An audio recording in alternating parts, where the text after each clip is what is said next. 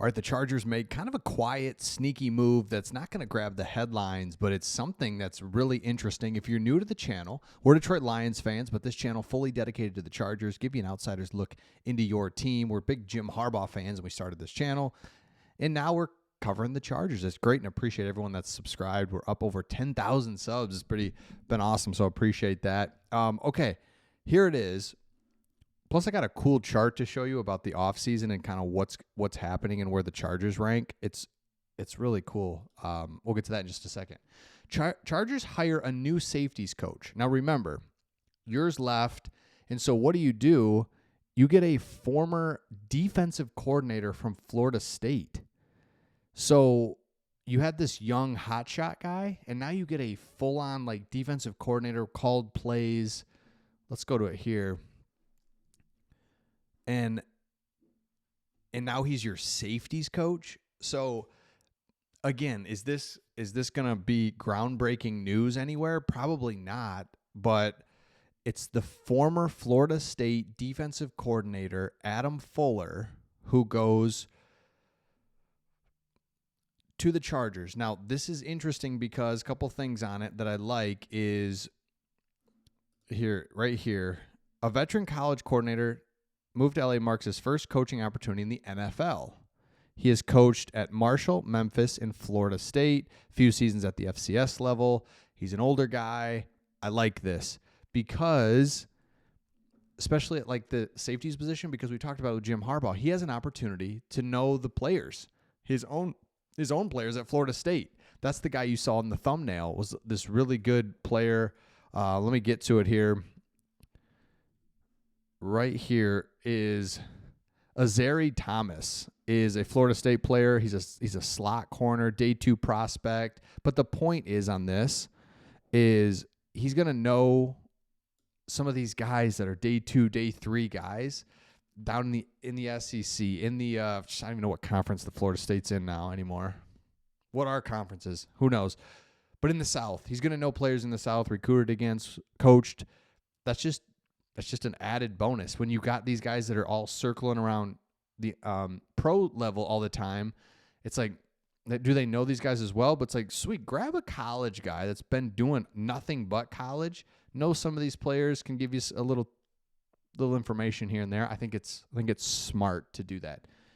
All right, next thing I want to show you is PFF did an article about the 2025 basically off-season capital. What do you have this off-season? So here's a chart. Check this out. This shows your draft capital. So the Cleveland Browns are 1 because they've got a good first-round pick. Then they've got multiple picks. They just have picks plus premium positions. And then you can kind of see like the teams that have the later picks, Lions. There's the Lions because they're later in the draft, plus they don't have very many picks. So it's like, yikes. But the Chargers are right there, 16th. Kind of makes sense. You know, they made the playoffs, so they're picking 22nd, but their overall value, if you put everyone together, they're 16th considering how many picks they have at the back end. So keep that number in mind. The next one that's really cool is this cap space number. Now, you want to be on the right, top right specifically.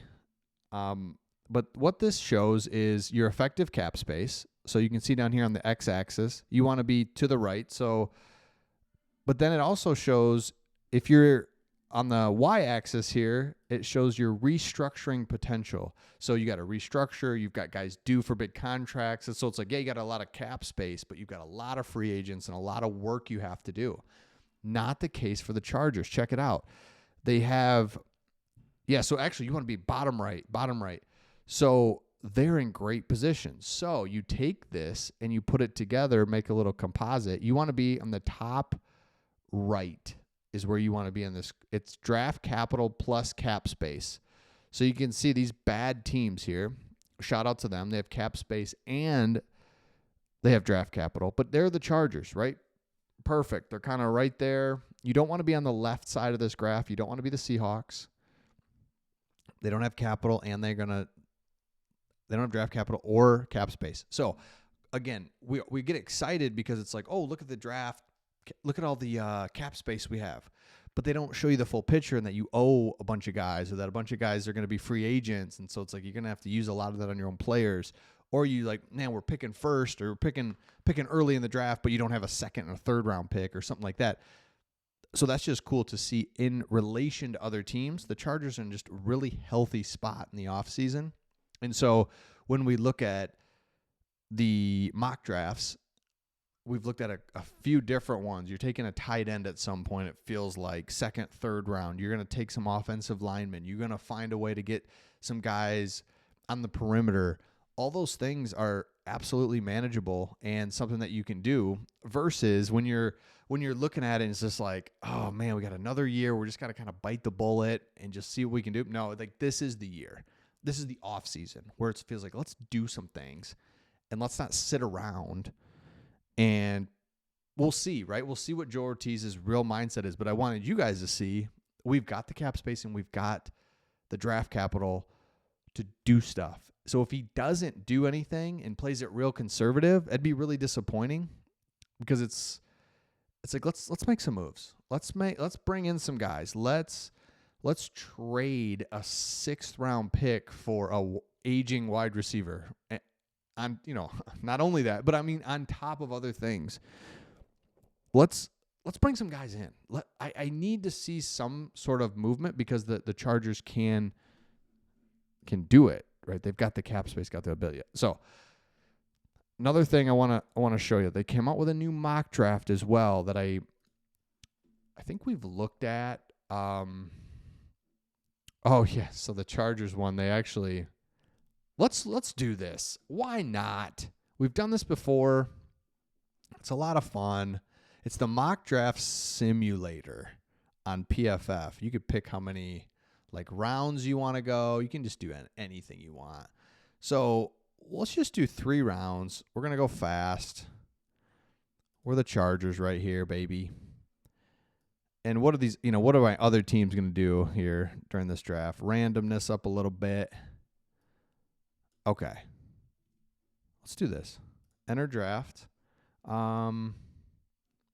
We're not going to do any trades. We're just going to get after it here. So I've learned my lesson, and I wouldn't be a great general manager, but I do know don't take a tight end early here because we found some later in the draft. Okay. So they're saying kind of best available, Benjamin Morris, Michael Williams, Shamar Stewart, tackle, Matthew Golden we've seen a few times now. Here's this Gray Zabel guy that they're saying he's listed as a tackle, but he's been a really good guard center. Seems high to take him here, but I'm doing it. That's right. Let's go, Gray. Center, guard, boom. Done. We're not going to screw around. All right, I like to look also at kind of who went before here. So you got tackle, edge, defensive lineman, tackle, linebacker. You can see like interior offensive lines, not just all over the place. All right, here we go. Tyler Booker, we've added him before. Oh, let me know in the comments. What do you do there? Get a guard, strengthen that up, or you've got this dude who just feels like a Harbaugh guy. I'm doing it. Let's give me a running back. Give me a little something. All right. Next one is safety, QB, tight end. Man, this just fell into place here. Let's take a look at kind of how PFF graded this. Boy, here we go. Okay. Yep. They didn't like Gray Zabel. I get you on that one.